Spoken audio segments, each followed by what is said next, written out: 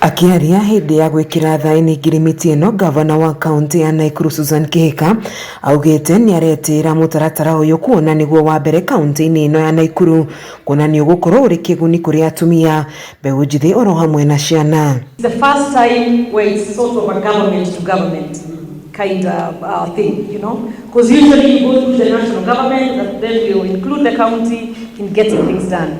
But you've heard about the localization, and I really am excited about that. But I can also tell you, I am pretty sure, Jacqueline, if you fail, this is the end of this. Kuringana na KIHIKA gitumi kinene kia mutaratara uyu ni gutigirira ugima mwega wa mwiri ni wagacira iciga-ini ciothe cia ubunge cia kaunti ino. Health is a devolved function, as you all know, and consequently, the programs that will drive Kenya towards the achievement of UHC are domiciled in the counties. This is why the strategy of improving PHC as the route towards achievement of UHC is deeply embedded in my manifesto for Nakuru County as well.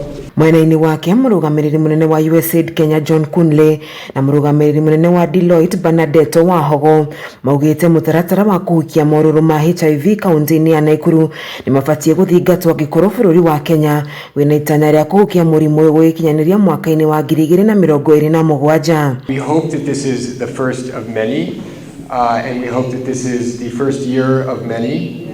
We have all the confidence in the world that Nakuru County can do this. The USAID Tujenga Jamii project will be implemented in all the 11 sub-counties in selected health facilities. The key objective of the project is to increase county and sub-county level leadership's participation and ownership for the achievement of TB, of HIV, reproductive, maternal, newborn, child and adolescent health. Ngiribotera ceceni ya Kameme TV kuma kaunti-ini ya Naikuru, njitagwo Wanjeri wa Kariuki.